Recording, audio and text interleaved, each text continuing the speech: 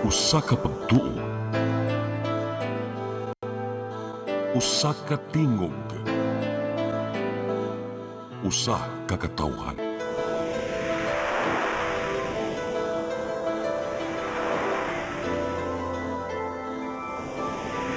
Cebu Catholic Television Network.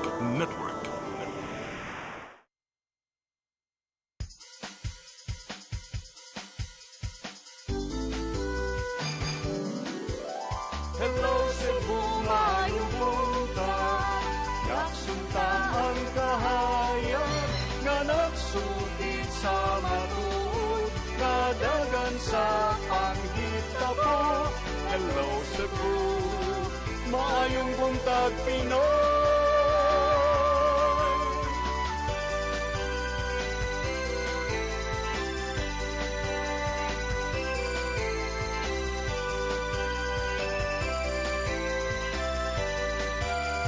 Ang katutulungan sa mga katawhan. Hello Cebu,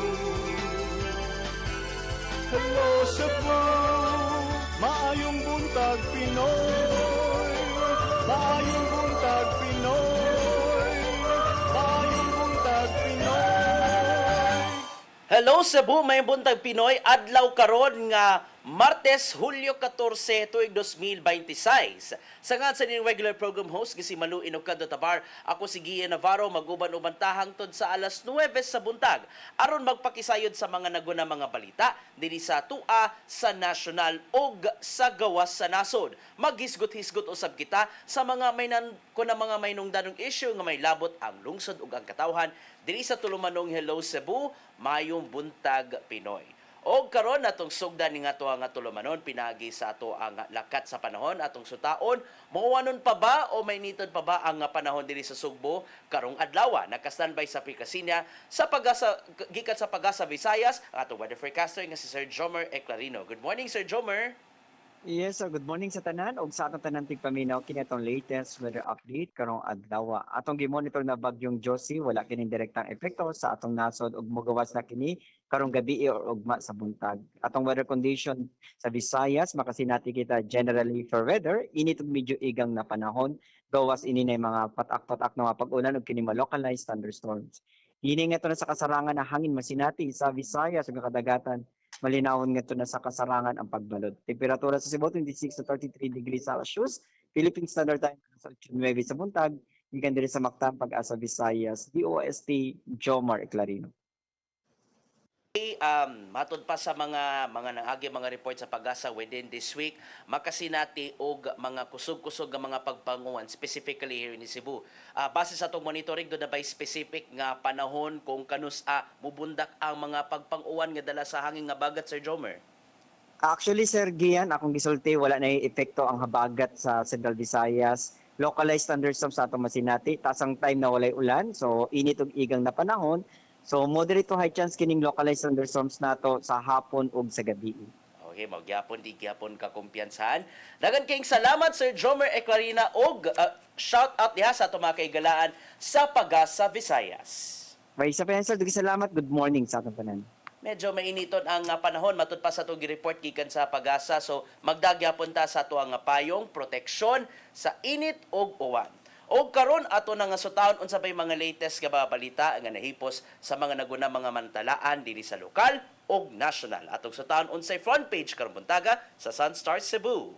Sa Sunstar Cebu, Commission on Audit flags delays in CCMC project. Sa Sunstar Super Balita, tindira, gi-rape ang kita sa CCTV camera. Sa The Freeman, City gets qualified opinion according to 2025 Annual Audit Report. Sa The Freeman Banat News, usa ang nalumos ug duha ang natabang batan-ong nangaligo sa City of Naga Fishboard. Sa The Philippine Daily Inquirer, VP threats versus Marcos serious and real according to NBI executive. Sa The Philippine Star, Herbosa steps down as Health Secretary. Sa The Manila Bulletin, Marcos appoints Pujalte as the new DOH Secretary. ug sa Tempo, Bacolod family violence. Couple dead in vicious shooting and stabbing. Mao kato mga front pages sa mga naguna mga mantalaan diri sa lokal ug sa national. Sa ato pagbalik atong sutaon unsa mga naguna mga balitang nahipos gikan sa CCTN News. Kana sa ato pagbalik, please stand by. Hello Cebu, hello Cebu, maayong buntag Pinoy, maayong buntag Pinoy, maayong buntag Pinoy. Discover the beauty of the Philippines.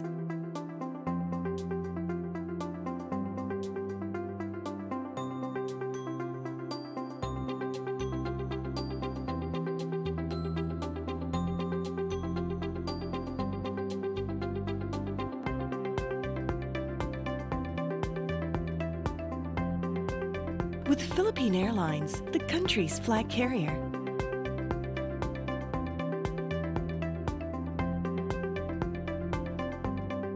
The airline that lets you feel the warmth of the nation.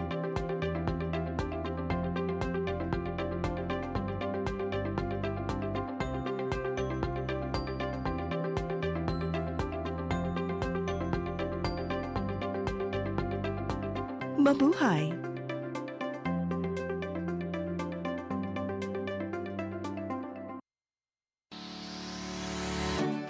Looking for the best internet deals in Negros Oriental? Phil Products Negros is here to bring you fast, reliable, and affordable internet with plans made just for you. For as low as 899 pesos per month, enjoy speeds of 50 Mbps, perfect for streaming, working, or studying from home. Need more speed? No problem. Get 100 Mbps for just 1,199 pesos. 150 Mbps for only 1,499 pesos, or our fastest plan, 400 Mbps for just 2,399 pesos per month. Plus, you can add over 100 cable TV channels to your internet plan for just an additional 100 pesos per month. That's entertainment and lightning fast internet all in one. Enjoy no installation fees and start today with a 1,000 peso customer deposit. Call us now or visit our website to sign up with the Phil Products Negros. You get internet that's affordable, reliable, and local. Phil Products Negros, bringing you closer, faster. Call us at 0917-631-5240 or visit our website www.philproductsnegros.net or our Facebook page, Phil Products Dumaguete. Subscribe now. Hello Cebu, hello Cebu, maayong buntag Pinoy, maayong buntag Pinoy, maayong buntag Pinoy. Balik ta sa Hello Cebu, may buntag Pinoy o karon atong sutaon ang mga naguna mga balitang nahipos gikan sa CCTN News. Naguna sa ato mga balita karong buntaga, pipila ka mga residente dito sa Sitio Marna, Barangay Subang Dako sa Dakbayan sa Mandawi ni paygayon og picket rally. Samtang ang Dakbayan mohatag og pinansyal nga tabang ngadto sa mga apektadong residente. Ang kasayon niadto ni Mary Rose Sagarino. Atubangan sa Mandawi City Hall, nagtapok ang pipila ka residente sa City Umarna, Barangay Subang Dako. Panawagan nila sa lokal nga kagamhanan nga ipahunong ang gipahigayon nga demolisyon sa pribadong kumpanya ug tugtan sila sa pagbalik og tukod sa ilang bay sa lugar. Moabot na sa dulan tulo ka semana, human nagsugod ang demolisyon ni atong Hunyo 24, diin kapin sa usa ka gatos ka panimay ang naguba. Matud sa mga residente nga illegal ang gihimong demolisyon. Nakita sir nga illegal gid nilang pagdemolis tungod kay nagbunit sila nya na mga armado nya nagamit sila og mga bulldozer, pison og bako sa pagguba sa mga kabalayan og nabay mga tao nga nasa sulod nang guba sila. Makita gyud mo nga illegal gyud ang ilang gibuhat. Grabing trauma og kagubot ang ilang gihatag namo. Hinuon gitugan ni Katadman nga wala sila dokumento nga nagpamatuod nga ilaha ang yuta nga ilang gipuy-an. Matud niya nga dugay nang nagpuyo ang mga residente sa lugar ug usa kini ka public timberland sa ilang pagkahibaw subay na sa ilang pakisusi. Si Konsehal Carlo Fortuna nagkanayon nga nahisgutan sa mga opisyal sa dakbayan ang pagtanyag og pinansyal nga tabang sa mga naapektuhan nga residente sa syudad. Gingong sagad sa naapektaran ang nakarehistro sa Cebu City. We had a meeting with the mayor earlier. We discussed na to. No? Ang ato yung option dyan na is really provide a financial assistance. But they're still on the discussion sa amount no? Nga pila ihatag. Kay Wam Juday relocation site. No? It's very difficult. Just for Mindanao City, it's a very small city. Hinuon gisabutan pa ang kantidad sa hinabang. Matud ni Fortuna nga ang luna pribado o gadunay court order ni atong tuig 2016 ang pribadong kumpanya. Please move for the execution of the decision. No, you can always go back to the court. Even pa nag 2016 or 2010 pa na siya. It doesn't render ineffective the decision of the court. Ang execution lang. So you can always go back to the court and ask that another order be issued. Mary Rose Sagarino, CCTN News. Dakbayan sa Sugbo nakigiusa sa pag-ila sa nimong kadaugan sa nasod sa arbitral ruling bahit sa pagpanag-iya sa West Philippine Sea. Giangop kini sa National Defense human sa nimong pagpanalipod sa giilugang dagat sa nakalabay nga napo katuig. Og adunay matud pa pasumbingay si Vice Mayor Tomas Osmeña anyang dugang kasayuran. Mismong si Defense Secretary Gilberto Teodoro Jr. ang pinasidunggang dinapit sa flag raising ceremony sa Cebu City Hall grounds Lunes sa buntag. Kabayn kini sa padayong kasaulugan sa ikanapo nga anibersaryo sa arbitral ruling sa UNCLOS diin pabor sa Pilipinas ang pagpanag-iya sa giilugang South China Sea o mas nailhang West Philippine Sea. Gihangop sa kalihim sa Department of National Defense ang nahimong pagpakigduyog sa dakbayan sa Sugbo sa usa ka dekadang pagpanalipod sa ruling gikan sa UNCLOS. Sa nangagi mga semana, nipasar og resolusyon ang Konseho sa Syudad sa Sugbo aron ideklarar ang Hulyo 12 isip West Philippine Sea Victory Day. I would like the LGUs to replicate it in practice. It is more important than than passing a resolution to cascade and actually purpose this West Philippine Sea victory into creating their own resiliences. Gikalipay man tuon ni Vice Mayor Tomas Osmeña ang baruganan sa gobyerno ilabi na sa dakbayan bahin sa giilugang dagat. Apan, gikatingalahan ni Osmeña nganong wala niya na panahona si Mayor Nestor Archival diin na siya sa kauluhan alang sa maynungdanong mga lakaw. Unfortunately, our mayor is playing it safe. Doesn't like to be here. Doesn't like to be identified. I'm not that kind. No, I take a stand. We have to protect our own, and we have to be very careful.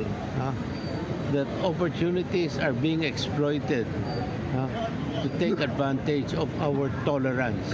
Managlaing kalihukan ang gihimo sa ubang hingtungdang ahensya aron sa ulugon ang West Philippine Sea Day. Nagdungan sa pagpatingog sa sirena ang mga barko sa Sugbo niadtong Domingo sa buntag.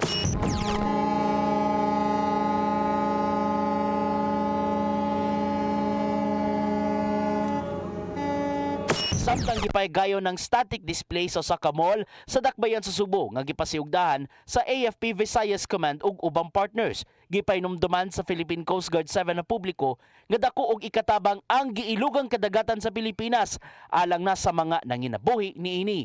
It is our responsibility as Filipinos na we have to settle differences through diplomatic means by the rule of law.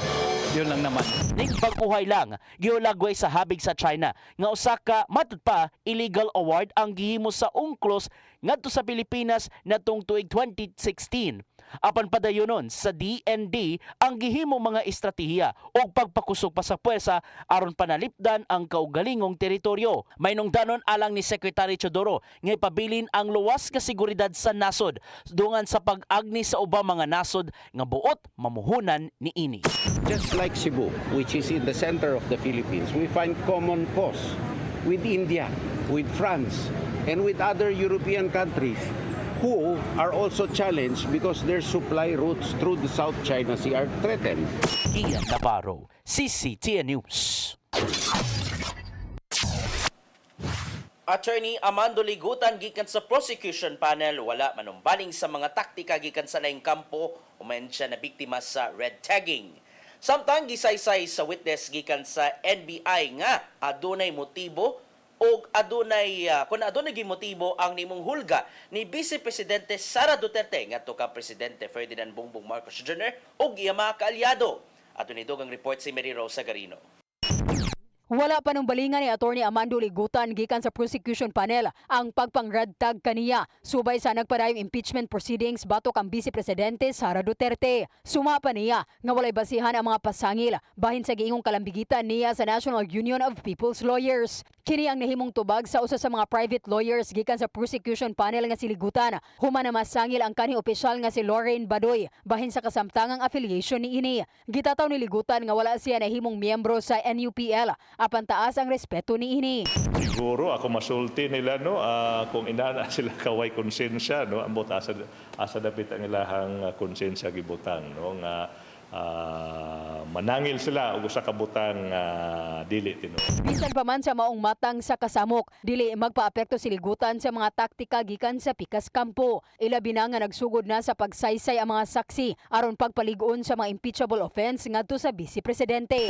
Sanas ako ang nakita nga siguro strategy na aron ma-distract ang ato ang attention no but sorry no dili ta ma-distract sa ato ang panuyuan nga mo trabaho mobuhat sa angay natong buhaton as prosecutor sa kining giingong impeachment trial. Sa laing bahin, nakita sa National Bureau of Investigation nga adunay intensyon, motibo ug kapasidad si Vice Presidente Sara Duterte aron hulgaon ang kinabuhi ni Presidente Ferdinand Bongbong Marcos Jr., First Lady Lisa Araneta Marcos ug ubang kaalyado. Matod ni NBI BARM Regional Director Jeremy Lutok nga nasuta kini sa ilang analysis sa dihang nangulo pa kini sa Cybercrime Division ni atong tuig 2024. Gipresentar sa impeachment court ang mga pamahayag ni Duterte ni atong Oktubre 18 tuig 2024 atol sa press ko niya og Zoom video conference ni atong Nobyembre 23 sa susamang tuig. Number one, the delivery or manner in which the utterances were spoken. That's one. Number two, the literal meaning of the statement, Your Honor. Number three, the nature of the instruction, and number four, the relationship between the parties, sir. Hinungdan nga gitahasan ni Lutok ang senior agent nilang si John Mark Calilong nga i-preserve ang maong ebidensya. Daan ang gihimugatan sa Vice Presidente nga freedom of expression lang ang giluwatan niyang pamahayag ni anang panahuna. Mary Rose Sagarino, CCTN News.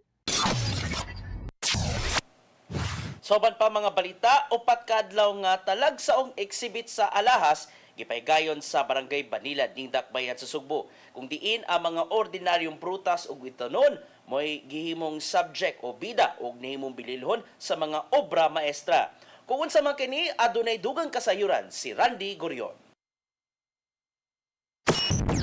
Sud sa upat ka adlaw, gipasundayag sa internationally acclaimed Japanese jewelry artist nga si Neko Okumura ang iyang talagsaong koleksyon sa fine jewelry nga gitawag og metamorphosis. Kini nagpasabot nga pagbag-o ug paghatag og bag-ong kinabuhi sa mga materyales nga kasagarang malaya ug madaot sa paglabay sa panahon. Ug kinsay magdahom nga ang cherry, eucalyptus, pistachio, sili, cinnamon, radish, dahong laurel ug uban pa mahimo dihaing usa ka alahas. Ug dinhi nailhan si Okumura tungod sa iyang talagsaong pamaagi sa pagpreserbar o paghimo niini isip foundation sa iyang obra maestra. Gipahiran og 18 karat gold ug sterling silver hangtod nga mahimong wearable works of art. Atol sa artist talk, gipaambit ni Okumura ang inspirasyon likod sa iyang mga obra ug ang kakuti sa proseso aron lang matransform ngadto sa usa ka elegante ug bililhong alahas. Gani matud niya, mula na't hangtod sa 3 ka semana ang paghimo sa maong alahas. Nakadani og atensyon ang exhibit ilabi na sa mga art enthusiasts, mga mahiligon sa alahas tungod sa iyang talagsaong kombinasyon sa arte o craftsmanship o gani daghan ang namalit niini. Malaumon usab si Nico nga pinaagi sa exhibit, mapalawman pa ang pagsabot sa publiko sa koneksyon sa kinaiyahan ug sa arte. Naabot sa Sugbo ang exhibit tungod sa imbitasyon sa mga mahiligon sa alahas ug tungod sa iyang amahan nga usa ka Sugboanon nga hilig usab mananom og prutas ingon man mga utanon. Randy Corion, CCTN News. Pwede ka na maprenda kaning anang mga jewelry, no? Og sa atong katapusan nga report karong buntaga, putol nga ulo sa tawo nga gitong iya sa babae nga gilabay uban sa gitapok ka mga basura dito kana sa Barangay Kansong, Dakbayan sa Talisay, nakit-an sa usa ka e-bike driver. Paday ni noon ang investigasyon sa mga otoridad, may tungod niini. Ang kasayran niya tod ni Arnold Bustamante. Nakuga nga mga residente sa Dawis Road, Barangay Kansong sa siyudad sa Talisay human palga ng putol nga ulo sa gituang iya sa usa ka babae alas 11:50 na tuga Sabado sa buntag. Ang Talisay City Police Station nang nakadawat og tawag sa cellular phone gikan sa usa ka concerned citizen nga doon napalgan nga ulo sa tao sa Baoga Napita. Dali nga miresponde ang mga investigador sa Talisay City Police Station ubos sa kamanduan sa hipinini nga si Police Lieutenant Colonel Humubuno Sayon aron pagsusi sa mga report. Sa disang impormasyon sa kapulisan sa Dakbayan sa Talisay nga nakakaplag sa mga ulo sa tao mao usa ka alias RJ nga e-bike driver nga samtang nanguha og basura nga mahimong nga mabarigya iyang naukayan aga ulo nga nasagol sa mga basura. Nanawagdayon ang mga investigador ug personal sa scene of the crime operation aron mapaubos kini sa forensic examination ang mga ulo. Pagka alas 8:30 sa gabi sa susamang adlaw usa ka kay Basilio Tupas nga taga Zamboanga City personal nga bibisita sa police station sa Talisay uban siya nga bayaw nga babay aron ipablatter ang inahan nga na missing nga si Pilar Basilio nga naila usab nga si Catha Saavedra, 48 anyos, stay-in caregiver, kang Carmencita Rojas Abarquez sa Vergara Village, Barangay San Isidro sa siyudad sa Talisay.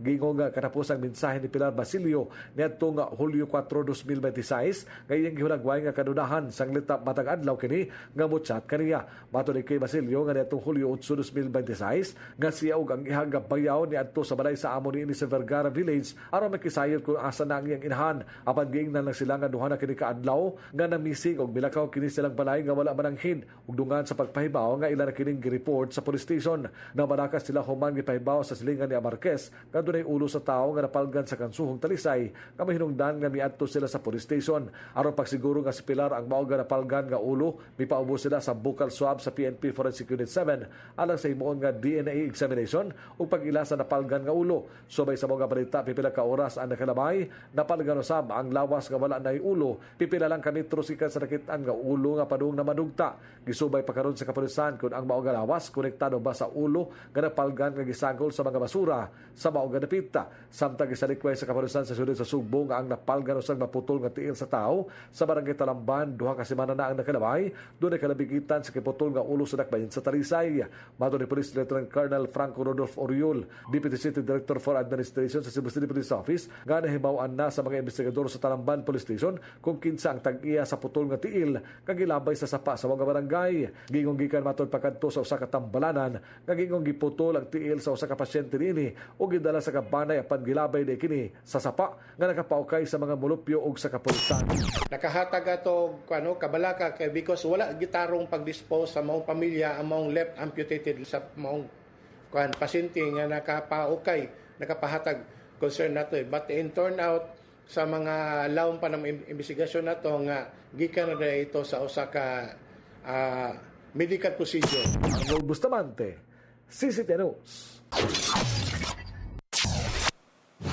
Mao katong mga balitang nahipos gikan sa CCTN News, inyo ka na nga nakita sa Sire 47 matag alas 5 hangtod kana sa alas 6 sa gabi. Mo break sa ta kay dagantag mga hisgutanan nga ang natong tukion gikan sa Cold War nilang Mayor Nestor Archival o Vice Mayor Tomaso Menya. O niya na nasa ilay problema ang Cebu City Government kay nganong nainakitan nga mga kakulian sa COA audit report og ato tagsa-tagsaon ang mga highlights sa Day 4 sa gisubay nga impeachment trial ni Vice Presidente Sara Duterte. Kana sa ato pagbalik, please stand by. Hello Cebu, hello Cebu, maayong buntag Pinoy, maayong buntag Pinoy, maayong buntag Pinoy. Discover the beauty of the Philippines.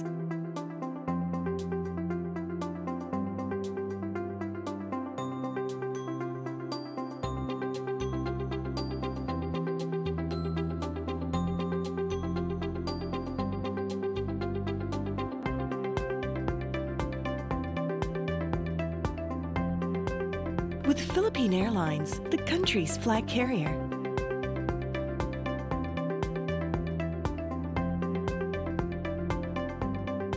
The airline that lets you feel the warmth of the nation.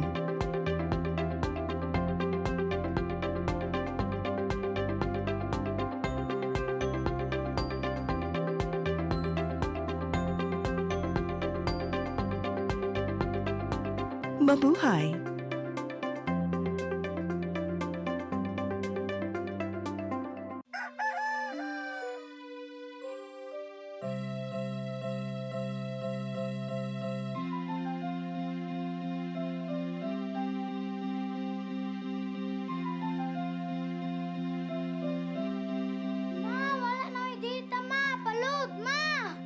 Sorry ma'am, na-late ko. Nangita pa mong gugo para internet sa kong anak, ma'am. Ay, wala na yung problema. Pag sinisibo. Sinisibo, sinisibo. For your internet connection. And for the signal of your cable TV. So fast and straight, the transmission to your home. Sinisibo. Sinisibo, sinisibo. Offers you to have fiber optics. For your viewing experience, perfect and clear so far. So great and affordable for you to enjoy. Sinisibo. Sinisibo Television Network Incorporated offers fiber to the home broadband internet bundled with fiber to the home cable TV connection. Sinisibo Television Network Incorporated with its operation in Metro Cebu and the whole province of Cebu soon. And affordable for you to enjoy. Sinisibo. Ito po ang programa na hatid sa inyo ng OzoneMed Wellness Clinic kung saan ibabahagi ng mga doktor ang kanilang kaalamang medikal tungkol sa inyong kalusugan. Minsan nami-misdiagnose, ovarian pala yun, pero ang presentation parang appendicitis. No? Sinasabing degenerative diseases, kadalasan ani iniisip ng mga tao no nga kaliwat ninyo ka na arthritis, kaliwat nga na ay rheuma dok. Pero unsa ba gyud ka big, unsa ba kalawak ang ibig sabihin nitong degenerative diseases dok? Yeah. So yung buong katawan, as we age, as we use it lagi, talagang dahan-dahan masisira yung mga cells, mga tissues, yung organs natin, dahan-dahan masisira yun siya. In our age today, it is very important that we have to really value yung aging process na to. Toxic na lang yung pinag-uusapan natin, but gaano ka-importante this time? Yung mga tao dapat sila educated about these changes ng global health. It is not the infectious disease that predominate. It is the non-communicable disease or chronic diseases. Sa New Start, we believe na ang pinakamalakas na patunay ng healing ay ang mga boses ng taong nakakaranas nito mismo. Tinignan ng OB, sabi niya, cervical cancer daw. Inisip ko, ang Panginoon, hindi naman ako pababayaan. Diba sabi niya, by His stripes, I am healed. OzoneMed Wellness Clinic New Start. Mapapanood every Saturday, 8 to 9 a.m. Og ang replay airing matag Miyerkules 1:00 hangtod 2:00 sa hapon. Dinhi lang sa CCTN Channel 47. Hello Cebu,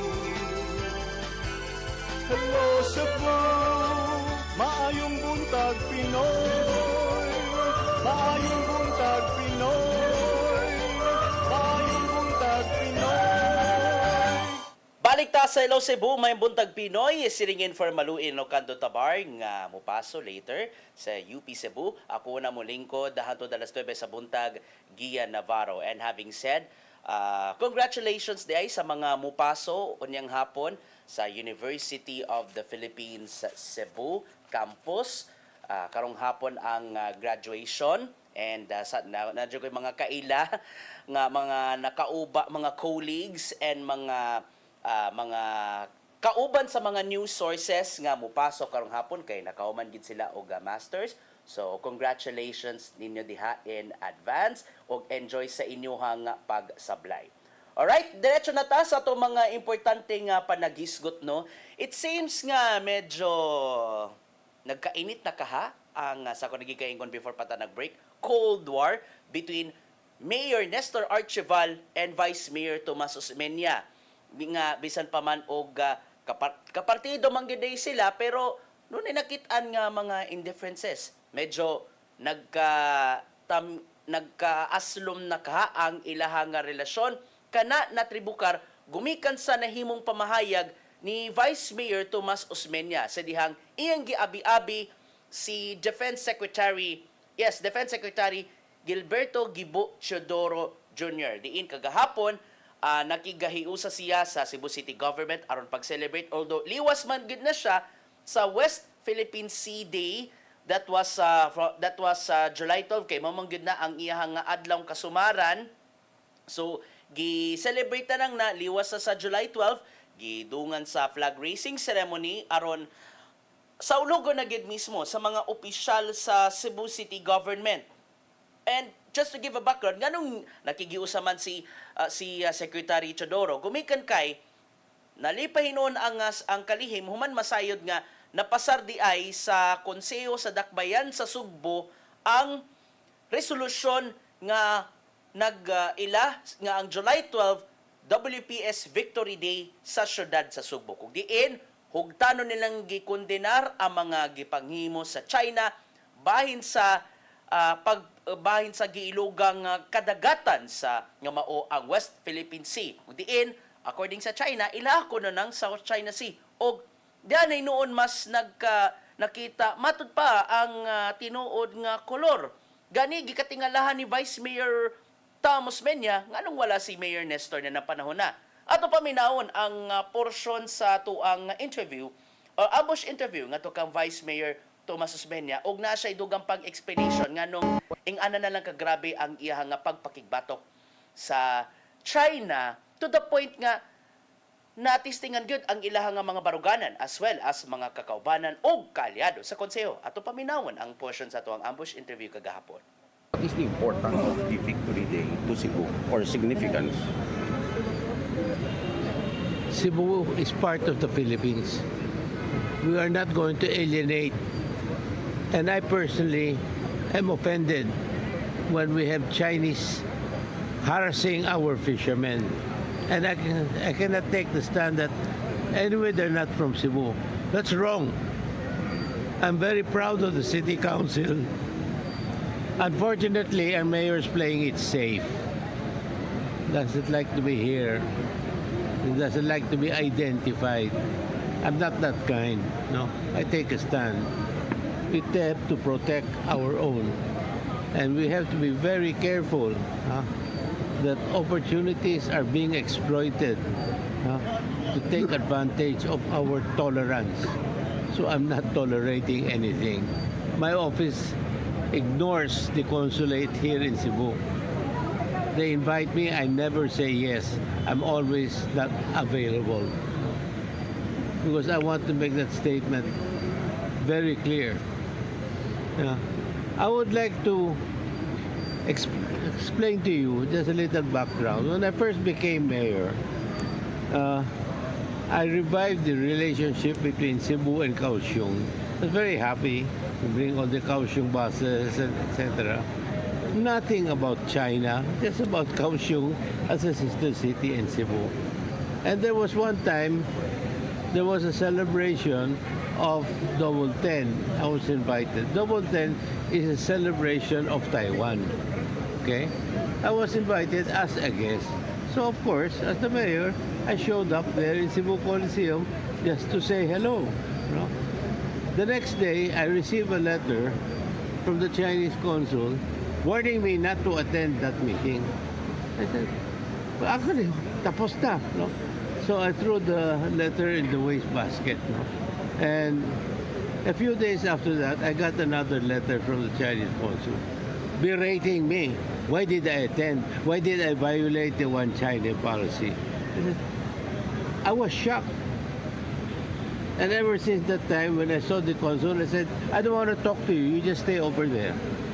And I put the Chinese consul in our blacklist. I never invited them in Charter Day, whatever. Bahala na sila. No? Because that's how they treat us. No? They treat us as if we're supposed to be scared of them. We're not scared of anyone. We don't look down at them. They should not look down at us. And so I'm very proud of the City Council when they took that stand through the initiative of Councilor Labra. And that had nothing to do with that. They did the initiative, and I'm very proud, and I stand 100% behind them. Alright, And I inyo welcome tong, the natungog Secretary. ang tipik sa nahimo natong ambush interview nga to kang Vice Mayor Tomas Osmeña. Nganong ingana na lang kagrabe ang it seems nga murag sagad hanggang buto no ang iyahang kasilag nga to sa China sa inyo na nga nadungog no nga human siya nitambong sa kalihukan sa Taiwan gipadad-an siyang suwat kay sa China nga no ni kontra kuno sa One China policy hinungdan nga ingana na lang kagrabe among pagdumot. Few hours after nga nalitok ni Vice Mayor Osmeña nga giingong playing safe ra ang mayor, doon ay pagtataw nga matud pa importante ang iyang mga lakaw niya na panahon na. Base sa giluwatan niya nga statement, kinutlo gikan sa iyang Facebook page at ipakita ang statement to aron nga mabasa usab sa ato mga viewers na siya mga importante nga mga lakaw kagahapon. Una, nakikita si Mayor Archival sa mga kadagkuan sa Boy Scouts of the Philippines aron palikunon ang partnership between the BSP and Cebu City Government sa tinguha nga mumaayo ang karakter o kinaiya sa mga batan-on dinhi sa syudad. Nya pagkauman, nakikita usab siya yato ka nga Budget Secretary Kim De Leon aron i-follow up ang ilang hangyo alang sa Local Government Support Fund. Nga matud pa, makatabang aron nga mapunduhan ang ilang mga priority infrastructure projects sa syudad sa tinguha nga mapahimuslan pa nga hangtod sa mga yanong tao sa dakbayan sa Subo. Gihimug-atan niya nga igo lang niyang gialagaran ang dakbayan sa Sugbo. Kay matud pa, quote-unquote, public service is not measured by being present in one event alone, but by ensuring that every opportunity to secure programs, partnerships, and resources for our city is pursued. My commitment remains the same to work tirelessly and always put the interests of Cebu City first. End of quote. So, din na nato nakitaan nga, okay, importante manggid kayo ang ilahang nga meeting. And, sa dihang gikabot sa itong mga kaigalaan sa media, sa dihang gikuanog reaction si Mayor Archival, bahin sa resolusyong giduso, katong July 12 WPS Victory Day nga napasar dito sa konseho katong resolution no ang nagduso niya na si Konsehal Paul Labra.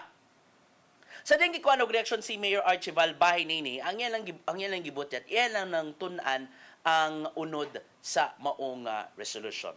Okay. Og tungod diyan no gumikan lang sa maong baruganan murag makaingon gud ang katawhan nga nisamot na bakaha ang Cold War or ang mabugnaw panagtagad nilang Mayor Archival ug Vice Mayor Osmeña. Kung may numduman sa nang agi nga mga interview, si diyang ato gipangutan na ang mayor, how's the relationship with the Vice Mayor? Ilang gibutyag nga normal ra na. Bisan pa man og kapartido ra na sila matud pa. Normal ra na sa ilaha ang kung unsa man ang ilaha nga mga panagsumpaki, unsa man ang ilahang mga differences as long as di siya magpa-itoy-itoy sa kung kinsa man o di and kung ang basta ang ilang alagaran mao gyud ang interes sa mga Sugbuanon. Not only kanang baruganan sa West Philippine Sea natistingan ang nahimong sweet and sour. Wow. Marag baboy or isda no? Sweet and sour nga relasyon sa mayor ug vice mayor. Oh. Katong issue sa CBRT.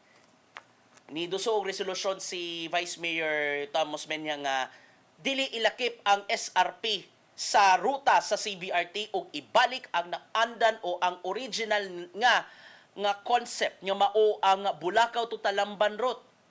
Pero sa diyang gikuha na itong reaksyon, ang mayor iyang gibutyag nga di siya pabor ana.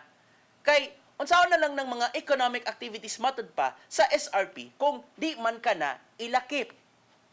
O, depa. Medyo dapa kaning as what I remember kaning ang issue sa city administrator nga si Albert Tan I forgot unsa to nga exact word nga gibutyag ni Vice Mayor Tom nga nakabati og di maayo nga pulong ngadto sa city administrator.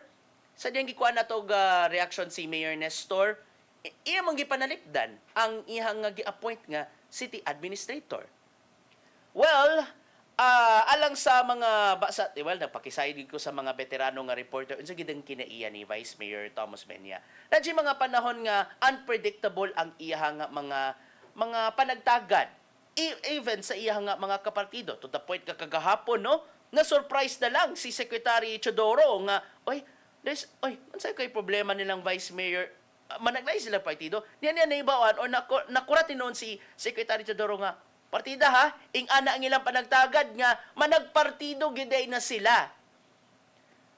Hinungdan nga natistingan gyud ang ilahang relasyon sa mayor o sa vice-mayor. Well, since time immemorial, kapila gid na mahitabo nga kanang mag-tag team, sa sugod pa lang tag team na ang mayor o vice-mayor, pero sa tunga-tunga na sila nga termino, managlahi na, managsumpaki na, versus na. Instead nga collab, o sa Gen Z pa na, X, manitawag anang ingani nga matang sa term kung mag-collab. Well, given man sab sa kinaiya ni Vice Mayor Osmeña, according sa mga veterano, sa mga reporters, and mga nangaraan sa Cebu City Hall, nga unpredictable ang panagtaga di Osmeña ngadto sa mga kauban niya sa serbisyo publiko nga maayor nga pwede siya mamahimong friend pero later on mamahimo siya nga kaaway, di ba? Well, yan naman gyud na iyang personality. Well, atong tan-awon sa mosunod pang mga panahon kung magpabilin pa ba ang matod pa sweet and sour o di ba ka musangput pa sa ampalaya nga relasyon tali sa mayor, kasamtangang mayor o vice-mayor og unsa man ka ang mamahimong dagan ani sa panahon nga moabot na ang ting eleksyon karong 2027 to 2028. Hinaut tanong instead nga ipaagi na lang sa soundbites ang mga kung unsa man ang mga managsumpaki, may payatagan na lang og pagtagad kung unsa man ang mga nasinating kakuwang sa Cebu City Hall. Okay. Segue ta sa lang isgutanan kung diin adunay nakit-an nga medyo something nga di maayo ang Commission on Audit Report niadto nga tuig 2025 kun diin nakuha sa Cebu City Government ang qualified opinion. Okay. Just to give you, just to educate you all, mga nagtanaw, unsa man ning qualified opinion? Unsa man ning qualified opinion? Ngano nakuha man ng qualified opinion kay matod pa, according to COA, ang mga financial statements are generally fair. Gawas lang sa mga specific material misstatements o di ba ka mga kakuwang sa ebidensya. Hinungdan nga nakita sa Commission on Audit nga doon ay mga pagkuwang, doon ay mga kakulian ang gipangtunol nga mga financial statements sa dakbayan. Hinungdan nga nakuha ang qualified opinion. Kaya kung natarong pa, for example, giunsa paggasto ang dakbayan sa Sugbo in terms of mga projects, mga priority programs, expenses on the operations of a City Hall in general, kung maayong pagkakuan, may pagkagasto, makuha nila ang unqualified opinion wherein ang gibutyag accurate and comply with state accounting frameworks. That's the definition according to Commission on Audit. Unsay mga nakit-an nga mga kakulian on the part of the Cebu City Government mga nakuhang qualified opinion, especially sa mga kakulian sa financial reporting, asset management, infrastructure implementation, procurement ug ang paggamit sa development funds. As of December 31, 2025, ang reported total assets sa syudad ng Sugbo niabot og 34.8 billion pesos up to 31. So mas dako ni itandi sa 31.30 billion pesos in 2024. Samtang ni saka ang liabilities ngadto sa 13.43 billion pesos, samtang ang equity is 20.65 billion pesos. Usa sa mga nakit-an nga mga nakaproblemahan sa Cebu City Government ang kalangay sa pagbatuman sa mga infrastructure projects. Special mention sa COA report ang Cebu City Medical Center kung diin niabot gyud og pila ang nahimong gastuhanan sa Cebu City Medical Center construction. It's 1.13 billion pesos no ang gigasto sa syudad aron lang matukod ang maong building nga hangtod karon college pa lang ko natukod ang CCMC. Walo na ko katuig nga sakop sa media dinhi sa Sugbo, wala paggihapon na human ang CCMC building. Hinungdan nga gisitahan sa COA ang kagamhanan sa syudad nganong nalangay man ang katukuran sa CCMC. Gumikan lang sa matud pa kapakyas sa pagtunol sa mga may hinungdanon nga mga report nga mo ay nakaapekto sa himun-unta nga technical audit. Karon unsa naman ka ang mamahimong response and unsa man ka ang mamahimong unsa man ka ang dugang pa nga mga lakang nga himuon on the part of Cebu City Government pinanguluhan ni Mayor Nestor Archival aron masulbad ang maong mga kakuwang.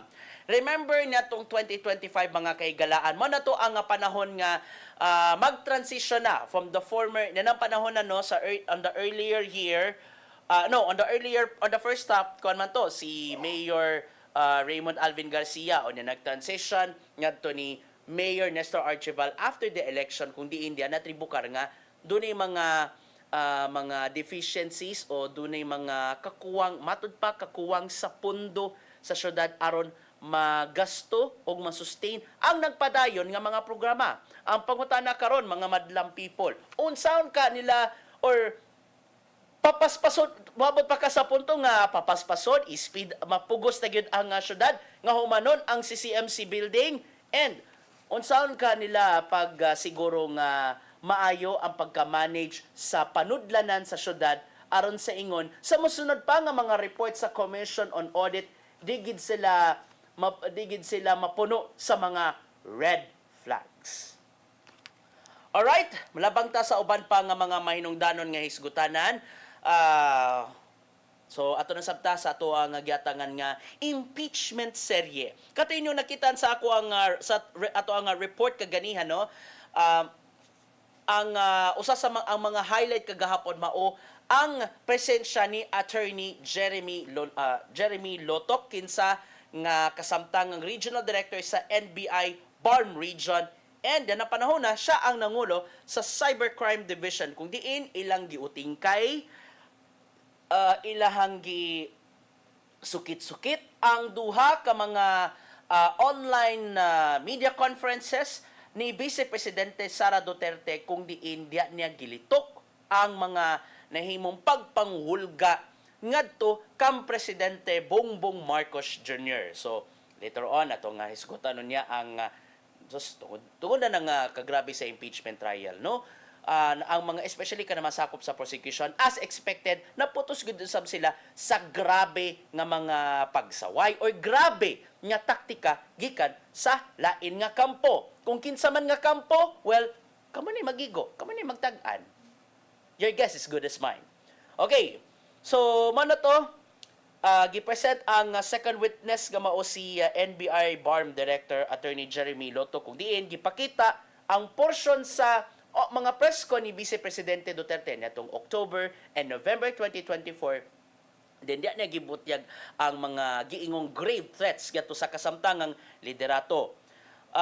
Gibutyag diya nga ang mga hulga ni Duterte serious and real, especially kung inyong makitaan nga katong sa Zoom press conference netong November nakita gyud ni Lotok nga Lotok nga kapila na gyud in town nga namalika si Duterte, kapila niya gi-mention ang yang favorite word PI. Di na ta pwede mag-mention on air kay basin kasukan ta kay bad word baya na. Makita gyud according ni Lotok nakita nga grabe ang seryoso gid ang iyahang nga kalagot kanang naadjoy motibo kanang duot sa bukog matud pa sa mga uban pa ang pamahayag ni Vice Presidente Duterte siyang hulga ngadto kang Marcos Jr., First Lady Lisa Araneta Marcos og ni kanhi House Speaker Martin Romualdez. And ganid sa usa ka press conference sa to kadayang gibutyag nga iyang kuanon tong ulo ni Presidente Marcos with matching gesture pag ito. Tigid niya nakita nga ing ana gyud ka seryoso ang mga hulga niya ngadto sa presidente. Og tungod niya na, as usual, na ay ang mga sakop sa defense panel, ilahang nga giagi sa mga technicalities ang nahimong pagsaysay ni Attorney Lotok. Gani, ni-appeal man gani sa eksena during the cross-examine ang mga senador nga kaalyado sa mga Duterte. O, sama na lang ni Senador Judge Amy Marcos. Gikabalak aniya, matud pa ang giingong sayop nga petsa sa subpoena ug affidavit sa records sa NBI investigation. Tungod na gihimugatan gyud nga sa prosecution nga nagi mga typo. Unya, sa diyang gi-cross-examine sa defense panel si Lotok, gisaway gyud nila ang giingong alleged discrepancy sa petsa og mga dokumento o presence of bias sa NBI investigation. Hinungdan nga gitubag usab ni Lotok ang mga pangutana gikan sa defense panel o sa mga senator judge nga nagpaka-defense panel. Pastila, no? Kabilin-bilinan sa impeachment court nga senator judge, they have to be impartial. Murag nakita gyud ang tinuod nga kolor. So then gid makita unsa maka ang mamahimong narrative. I don't know kung mabalaka ka ta sa mamahimong ending niya na. But here's the sweet ending, mga kaigalaan, no? Ang impeachment court ni issue og subpoena aron mo patimaw si NBI Director Attorney Melvin Matibag sa impeachment court. Kinahanglan mo patimaw siya karong Lunes, Hulyo 20, tuig 2026. And today, lauman na to karong hapon, no, kinsa man ka ang usa sa magyatang witness, ang Chief of Staff sa Office of the Vice President nga si Zuleika Lopez. Kani ba yang si Zuleika Lopez ka Chief of Staff sa OVP mo nay matud pa nakapa-trigger nganong ing-ana na lang gyud ka grabe ang kalagot ni Vice Presidente Duterte gumikan sa, according to her, toxic relationship ngadto sa kasamtangang presidente. Hinungdan nga gumikan lang di ay sa gidangatan sa diyang gipa-contempt si Zuleika Lopez ni appear hinuon si Vice Presidente Duterte. So you can connect the dots kung unsa man gyud na. Hinungdan nga gumikan sa kung unsa man nga matag sa affectionate ing-ana na lang gipaagi ang iyang kalagot through the Zoom conference nga mo ni gigamit nga ebidensya sa nagpadayong impeachment proceedings batok kang Vice Presidente Duterte. Remember, one of the impeachable offenses mao ang grave threats ngadto sa kasamtangang administrasyon. O gumikan kay nagkanhi taman nga atong oras atong paminawon ang giandam nga pulong ug kinabuhi ni Tatay Dodong Limchua.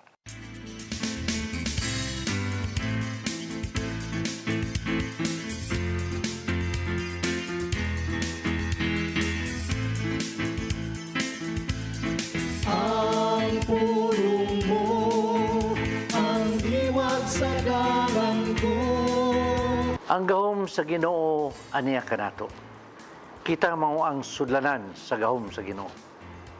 Sa Efesos 6:11-18 nagingon, isulob ninyo ang armadura nga gihatag sa Dios kaninyo aron makasukol kamo batok sa mga lingla sa yawa. Busa pangandam kamo, gamita ang kamatuoran ingon nga bakos ang pagkamatarong ingon sa salipod sa inyong dughan. Ug ang kadasig sa pagsangyaw sa mayong balita sa kalinaw ingon nga inyong sapatos. Bitbita kanunay ang inyong pagtuo sama sa taming, kay pinagi nini makapalong kamo sa tanang nagsiga nga udyong ipana kaninyo sa yawa. O ikalo ninyo ang kaluwasan ingon nga panalipod sa ulo ug gamit nga pulong sa Dios mo sa espada nga gihatag kaninyo sa espiritu. Buhata kining tanan diha sa pag-ampo ug pangayo kamo kanunay pinagi sa espiritu. Dinhi gisulti ni San Pablo kun unsay angay isulob sa usa ka sundao. Busa kinanglan nga lig-uno na to ang atong pagtuo. Kay pinagi nini mahimo kitang magpuyo sa kamaturan ug dili magpadala sa lingla sa yawa. Kinanglan nga mahibaw ta kung unsay kamaturan ug musalig kita sa kamaturan.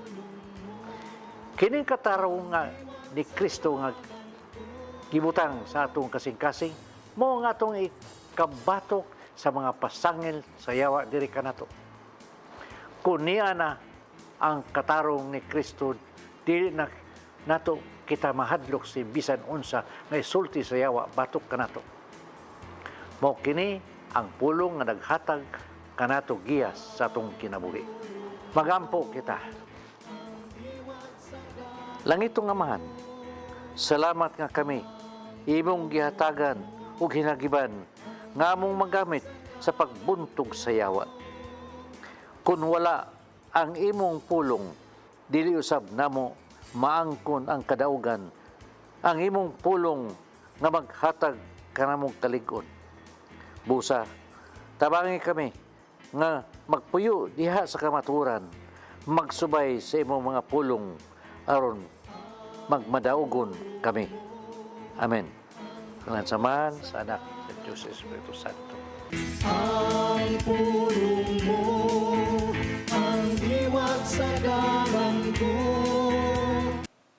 Pulong ug kinabuhi ni Tatay Dodong Limchua may napupo sa atong tulumanon. Atong pasalamatan ni mga musunod. Dagan kayong salamat Philippine Airlines, si Archbishop Alberto Uy, Nanay Diana Limchua, Tatay Dodong Limchua. Dagan salamat sa atong news manager, Sir Dennis Tabar. Salamat sa atong mga kauban sa TOC, silang Kuya Robert, Ate Inday, Matbat, Mabel, Joanne. Sa news department, silang Kuya Rodelo, Kuya Raymond, ug diri sa studio. Ang atong source of happiness, Ferdy Katamis Lat Katubay. Sa ngan sa inyong regular program host, si Ma'am Malu Inocando Tabar.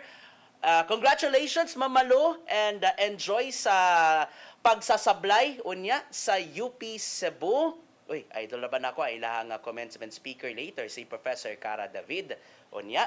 And sa ngan sa inyong regular program host, nga si Ma'am Malu Inocando Tabar, ako si Gia Navarro, mag-amping ta sa tagsa-tagsa nato ka mga lakaw, ilabi na sa Petsa de Peligro, 14 ba ya? So, amping good, and God bless us all sa tanan nato mga endeavors karong adlaw. Dagan kayong salamat sa inyong pagtan-aw sa Hello Cebu, maayong buntag Pinoy.